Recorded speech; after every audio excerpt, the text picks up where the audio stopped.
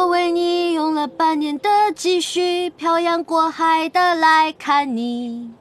为了这次相聚，我连见面时的呼吸都曾反复练习。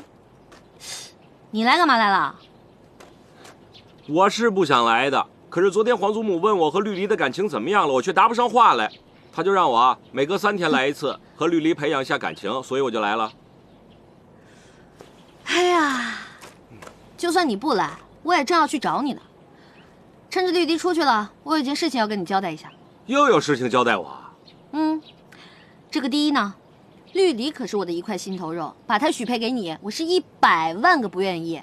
你要是敢对她不好，小心我不放过你啊！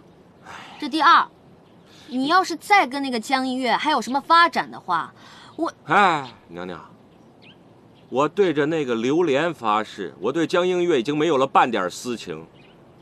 少跟我来这套。哥们儿的意思就是，如果你还想跟那个江氏有点什么，也没关系，不是不可以，但咱不能让绿篱知道了，免得她伤心啊！哎呦，娘娘，瞧你把我想成什么人了？那你知不知道皇上这段时间又去幽兰殿了？干什么了？嘿，瞧瞧你急的，还说你跟他没有半点私情。嗨，我这是好奇的感情，好奇的感情不是什么儿女私情。皇上去幽兰殿，可是对江映月又有什么想法？怕就是怕你这个前妻快成你弟妹了。我呸！你们这个圈子太乱了，就连我这么开放的人，我现在都已经接受不了了。娘娘可是又和三弟置气了？谁跟他置气啊？是他跑来气我的。哎呀，娘娘，皇上在我们兄弟几个人当中，他的心性城府是最深的，你最好不要得罪他好。就是因为他不好得罪。来，喂。哎呦，还是那句话，就是因为他不好得罪，所以我呢才想拉你入一个联盟。联盟？都谁呀？有蝙蝠侠杨言。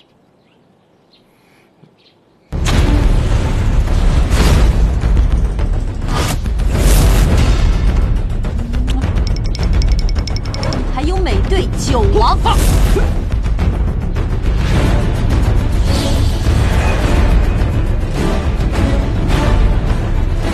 现在又多了一个你，绿巨人。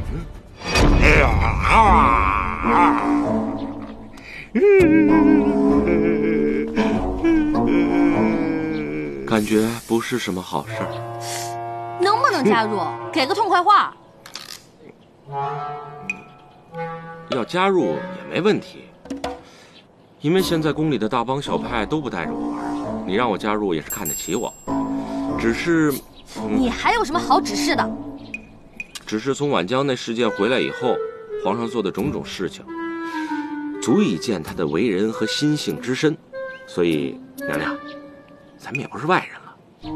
我劝您啊，在皇上面前还是恭恭敬敬的，该让就让，这样也方便你日后有一条求生之路可以走。这就是我所说的2条腿走路。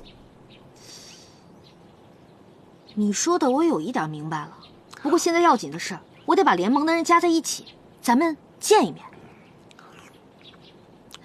都没有了，你走吧。